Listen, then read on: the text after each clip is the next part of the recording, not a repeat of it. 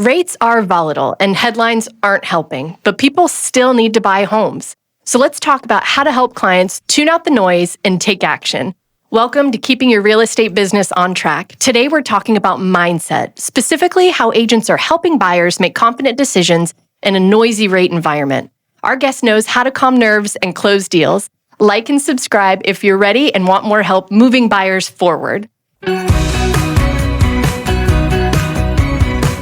Today, we're chatting with Tracy Ryland. She's a luxury real estate agent with One Sotheby's International Realty serving Melbourne Beach and surrounding areas, and she brings 9 years of real estate experience with a proven track record in luxury, beachfront, and residential properties. Prior to doing real estate, she was a small business owner and interior designer, so she leverages that versatile background into superior client service. And she's part of the Stephanie Moss Dandridge powerhouse team that is currently ranked number 2 in the entire East Coast, and an incredible achievement for them in such a competitive market. And personally, she has been in the top 300 agents in Brevard County for the past 3 years running. So thank you so much for joining us, Tracy. It's a pleasure having you. Thank you for having me. Yes, definitely. The topic that we're going over today is something that is kind of loud for us currently in Brevard County, and it's interest rate mind game. We're talking about how we're going to be coaching buyers through the noise. Currently, interest rates are volatile. And like we said, it's getting people in a mindset of not wanting to move forward. So with that being said, what are some of the biggest fears that buyers are voicing to you right now, Tracy? Well, that could be the biggest question of the day. So true. There's a few things. The scary word interest rates, right? We'll start with that. They're worried about their higher monthly payment. Mm-hmm. And so that definitely is a fear right now with rates that have gone up. Timing of the market. Is it a good time to buy? So we hear that question a lot. Affordability. Is it affordable for them? How does that look like with their budget? And where is that going to go? And this is when I refer to my lenders, and Yes. they definitely can help answer and alleviate some of those questions. And finally, there's a fear of commitment. Yeah.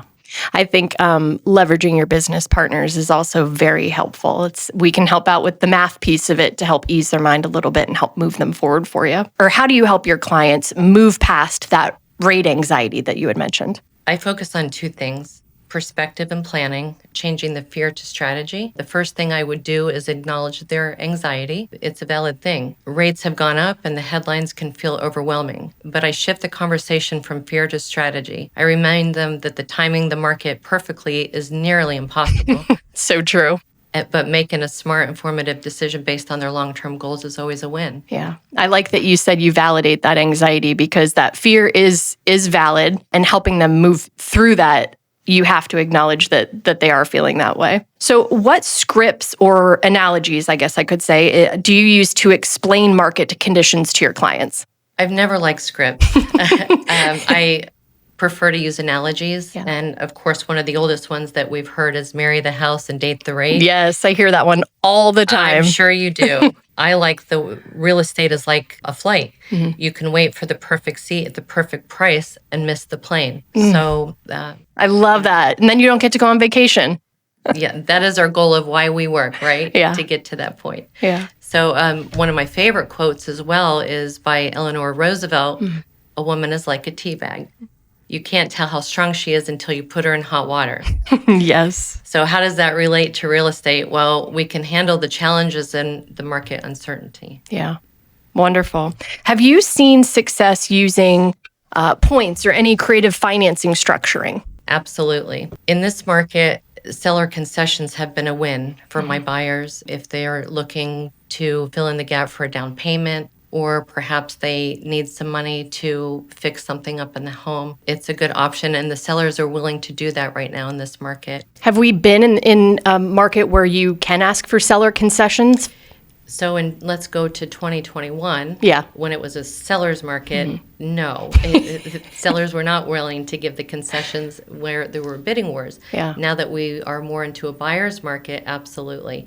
And this question really is where I like to lean on my lender, and especially marry Cables that I often talk to weekly. She has handled a lot of my clients and just wonderful at Morgan Financial here. Thank you. We appreciate that.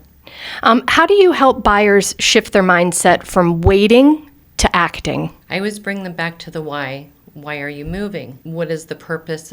How is this going to change your life? With that being said, if you wait for 6 months and the rate drops and prices rise, you might be surprised at how much you'll save doing it now rather than it's semantics, really. Mm-hmm. The why is pretty powerful. Like we said before, rates can be volatile. There's a lot of noise in the media, but people still need to purchase homes. So going back to the why, is it your significant other's getting PCS'd, or are you wanting your kids to be in a different school district? Like, the why is very powerful. I think that's incredible that you pointed in on that too. So, well, that's all the questions that I had for you today. Thank you so much for sharing all of your expertise and your wealth of knowledge for us. If you guys haven't liked or subscribed, please do so. We're here to bring you content that helps you elevate your business and help move your buyers forward. Thanks for joining us.